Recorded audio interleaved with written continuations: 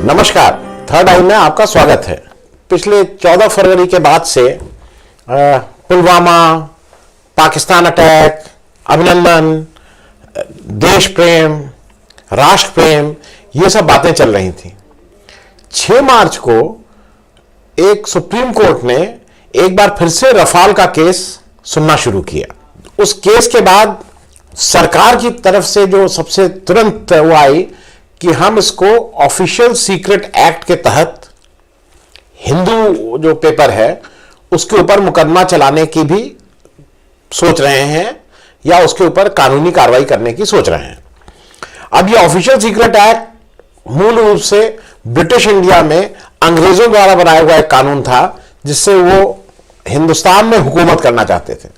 लेकिन मानना यही चाहिए कि अंग्रेज चले गए, गोरे साहब की जगह अब भूरे साहब आ गए हैं, तो अपनी हुकूमत को कायम रखने के लिए ऑफिशियल सीक्रेट एक्ट का सहारा लिया जा रहा है।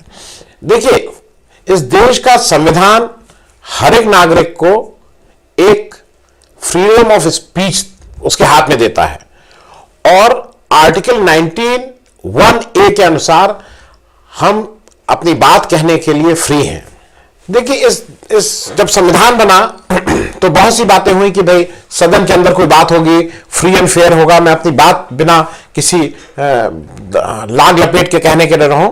इसीलिए पार्लियामेंट होता है, विधानसभा जिसको सदन बोला जाता है, उसके अंदर अगर कोई भी सदस्य कोई भी बात कह रहा है तो उसके ऊपर किसी तरह की कार्रवाई नहीं हो सकती है। मतलब उसके अंदर हो गए तो डिफेमेशन का केस या ये सब नहीं हो सकता है। केजरीवाल जी जो दिल्ली के चीफ मिनिस्टर हैं, दिल्ली की विधानसभा में अपने सारी वो बातें कहने लगते हैं जिसको बाहर कहने से उनके ऊपर कई मानहानि के मुकदमे हो गए थे। तो अब क्या है, वो दिल्ली विधानसभा में अपनी बात कहते हैं, जो पेपर में रिपोर्ट होता है, जो उनको चाहते हैं वो कर लेते हैं, लेकिन उनके ऊपर अब मानहानि का मुकदमा नहीं हो सकता है। ये सदन के जितने, चाहे वो विधानसभा सदस्य हो चाहे वो संसद सदस्य हो, इनको इसके सदन के अंदर अपनी बात कहने की इम्यूनिटी मिली रहती है।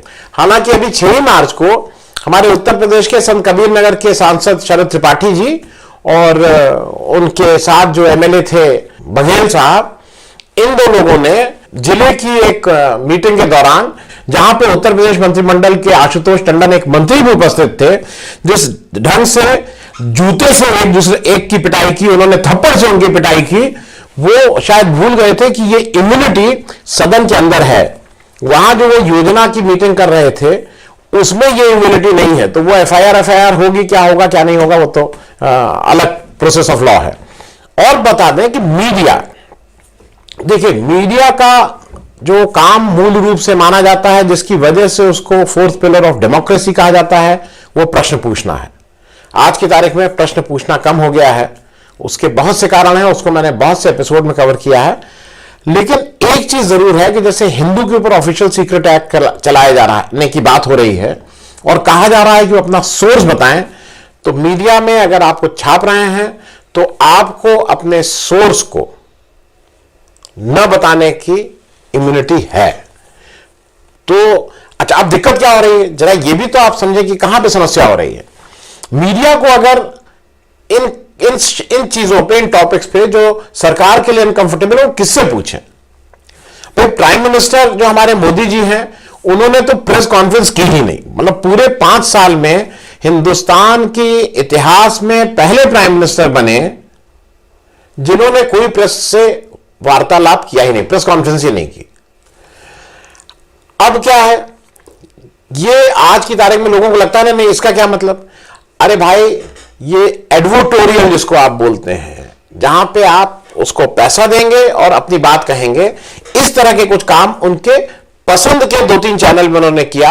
अर्नब गोस्वामी जी का चैनल, जी टीवी, कुछ उनके जो पसंद के चैनल हैं या उनके पसंद के इवेंट हैं, जहां पे प्रसन्न जोशी जी, जो उन्होंने जिनको सेंसर बोर्ड का अध्यक्ष भी बनाया हुआ है, वो उनसे प्रश्न नहीं पूछ रहे हैं। वो उनसे पूछ रहे हैं, मोदी जी आपकी फकीरी के पीछे क्या राज है। तो जो कई लोग कहते हैं उन्होंने फकीर तो उनको सिद्ध कर ही दिया, अब वो मतलब प्रश्न नहीं पूछ रहे थे, एक तरह से उनका महिमा मंडन कर रहे थे। तो इस वाले केस में ऑफिशियल सीक्रेट एक्ट में जो जो नीयत दिख रही है वो ये दिख रही है कि दो चार जो मीडिया के लोग हैं जो अपनी आवाज अभी भी उठाने की कोशिश कर रहे हैं, उनको भी इस हिंदू के ऊपर केस चला के एक तरह से धमकाने की कोशिश करने का इरादा है, ऐसा लगता है। अच्छा, अब आप ये समझ लीजिए कि रफाल का केस ये हुआ क्या। 14 दिसंबर को सुप्रीम कोर्ट ने एक अपना जजमेंट पास किया जिसमें उसने कहा कि हमने रफाल का जो भी उनके पास केस आया था उसमें कहा उन्होंने कि भाई हमने इस केस को एग्जामिन किया और प्राइसिंग से मतलब नहीं, इससे मतलब नहीं, इससे मतलब नहीं, और उन्होंने कहा कि ये तो उनके, जिसको सरकार ने कहा कि सुप्रीम कोर्ट ने हमें क्लीन चिट दे दी। वो क्लीन चिट थी या नहीं थी, उस ऑर्डर में कुछ जो डॉक्यूमेंट सबमिट किए थे उसके बारे में सरकार ने ही कहा कि वो हमसे टाइपोग्राफिकल एरर हो गई थी, और एजी साहब ने भी कहा कि भाई हमने तो पढ़ा ही नहीं था वो क्या जमा हुआ था, और उसकी बेसिस पे ही ऑर्डर हुआ था। इसके अगेंस्ट, इस ऑर्डर के अगेंस्ट एक रिव्यू पिटिशन यशवंत सिन्हा, अरुण शौरी, प्रशांत भूषण और आम आदमी पार्टी के संजय सिंह, इन लोगों ने एक रिव्यू पिटिशन डाली सुप्रीम कोर्ट में। अब वो जो बेंच बनी जो इस रिव्यू पिटिशन को सुनेगी, वो बेंच बनी chief justice Gogoi, justice SK Kaul और जस्टिस केएम जोसेफ की। एक ये इंपॉर्टेंट चीज इसलिए है कि ये इन लोगों ने कहा कि हम इसको ओपन कोर्ट में सुनेंगे। आप फिर से समझ लीजिए, ये जो रिव्यू पिटिशन सुप्रीम कोर्ट के अपने जजमेंट के अगेंस्ट, ये बहुत रेयर होता है कि सुप्रीम कोर्ट इसको एडमिट करे, क्योंकि जो इसकी बेसिस है रिव्यू पिटिशन की, उसने कहा है सुप्रीम कोर्ट के लिए कि आपका जजमेंट में एरर है, क्योंकि वो उसने जब उस जजमेंट को आपने पास किया तो उसकी बेसिस एक नॉन एग्जिस्टेंट कैग रिपोर्ट थी, क्योंकि उस दिन तक कैग रिपोर्ट नहीं दी गई थी, जो आपको बताया गया कि कैग रिपोर्ट दे दी गई है। और दूसरा, जो आपको एक स्टेटमेंट दिया गया अनसाइंड, उसमें वो क्लरिकल मिस्टेक थी या अर्थमेटिकल मिस्टेक थी, वो सब्सटेंशियल एरर है, वो छोटी एरर नहीं थी, और उसकी वजह से केस का कॉम्प्लेक्शन बदलता है। तो इसलिए इसके रिव्यू पिटिशन को उन्होंने एडमिट किया। एडमिट करके जो अभी तक का पास्ट इतिहास है उसमें जनरली रिव्यू पिटिशन जब अपने ही जजमेंट के अगेंस्ट सुप्रीम कोर्ट करती है तो वो जज के चेंबर में सुन के वही उसका एक फाइनल जजमेंट ले लिया जाता है। यहां पे ओपन कोर्ट का मतलब यह है कि यहां पे पूरी बहस होगी और वो सबके सुनने के लिए होगी कि क्या क्या कहा जा रहा है। It is in a public domain. यहां पे मुख्य रूप से इन जो पिटिशनर हैं, इन्होंने हिंदू में जो पब्लिश रिपोर्ट है उसको काफी एक्सटेंसिवली उसको यूज किया है। यहां पे एडवोकेट जनरल जो हमारे के वेणुगोपाल साहब हैं, उन्होंने कहा है कि ये जो हिंदू में रिपोर्ट छपी है ये सब report based on stolen documents from army है। तो एक तरह से उन्होंने एडमिट किया कि रफाल के डॉक्यूमेंट्स चोरी हुए हैं और उस चोरी हुए डॉक्यूमेंट के बेसिस पे ये है। उन्होंने कहीं नहीं कहा कि ये डॉक्यूमेंट्स गलत हैं, उन्होंने कहा ये डॉक्यूमेंट्स चोरी होके आए हैं। तो अब ये वही बात है कि भाई अगर डॉक्यूमेंट सही है कि नहीं है ये बताओ, डॉक्यूमेंट्स में जो कहा जा रहा है वो सही है कि नहीं है, वो डॉक्यूमेंट्स चोरी होके आए कि वो डॉक्यूमेंट फ्रेंच सरकार ने दिए कि वो डॉक्यूमेंट्स तुमने नहीं दिए। और चोरी होने की नियत क्यों आई? क्योंकि आपने वो डॉक्यूमेंट्स लगाए नहीं थे, आप उसमें सुप्रीम कोर्ट को गुमराह करने की आपकी कोशिश थी, ऐसा लगता है। इस रिव्यू पिटिशन में और इस हिंदू की रिपोर्ट पे बेस पे तीन मुख्य बातें कही जा रही हैं। पहला यह है कि भाई इन्होंने इस रफाल डील में ये जो एंटी करप्शन जो क्लॉज था उसको हटा दिया गया। उस हटा देने से यह हुआ कि अगर बाद में पता भी लगेगा कि कहीं घूस दी गई तो अब आपका कुछ आप इसमें करने लायक नहीं है। जो बार बार कहा जा रहा है कि अनिल अंबानी का इससे बहुत फायदा हुआ है। दूसरा, ये डॉक्यूमेंट जो हिंदू में भी छपे और बाद में एएनआई ने भी छापा, उसमें यह साफ साफ कहा जा रहा है कि पीएमओ में एक पैरेलल नेगोशिएशन चल रहा था। तो आप इतनी इंपॉर्टेंट डिफरेंस के उसमें एक पैरेलल नेगोशिएशन क्यों चला रहे थे, इसका जवाब भी लोग चाहेंगे। तीसरा, जो बैंक गारंटी क्लॉज था वो आपने हटा दिया। मतलब आज अगर आपको कुछ भी अगर वहां की वो करती है रफाल कंपनी, तो आपके पास कुछ भी ऐसा नहीं है जिसके अगेंस्ट आप जाके उस कंपनी से फाइनेंशियल कुछ भी बात कर सकें। आपने बैंक गारंटी, मुख्य रूप से ये 3 बातें, बाकी छोटे छोटे और भी चीजें हैं जिसपे रिव्यू चाहते हैं। अब जो के वेणुगोपाल है भाई, उनकी तरफ से आर्गुमेंट यह है कि साहब इसमें मनी ट्रेल कहां है, मतलब पैसा कहां आया। वो आपको क्या लगता है कि करप्शन हरदम ये दिखे कि आपने कैसे पैसा पकड़ा और कैसे ये हुआ?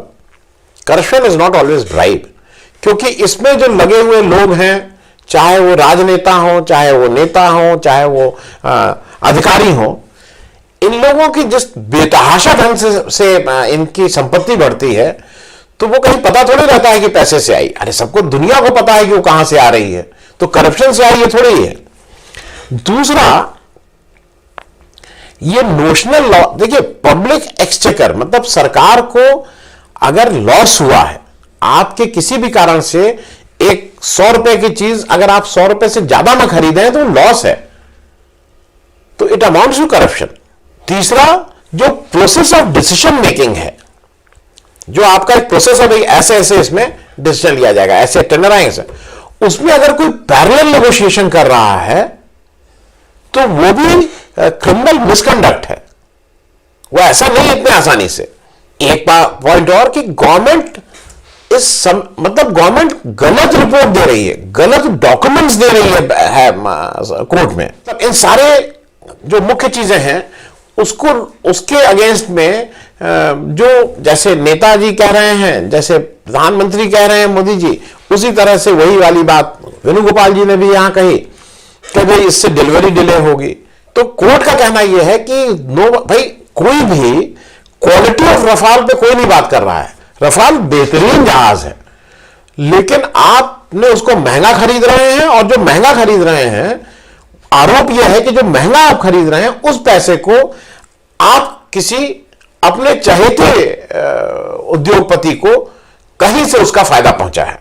हालांकि रफाल का मोदी जी ने क्यों इसका नाम लिया, क्योंकि मेरे हिसाब से पॉलिटिकली मोदी जी को रफाल का नाम आर से रफाल है, उनको आर नाम का वर्ड अपने डिक्शनरी से भूल जाना चाहिए। उनको रफाल का नाम भी नहीं लेना चाहिए, क्योंकि उनको लगा जब वो बीच में वो पाकिस्तान का अटैक कर लिए कि अब ये इससे निकल गए हैं, तो उन्होंने तुरंत कहा कि अगर रफाल हमारे पास की कमी आज हमें खली।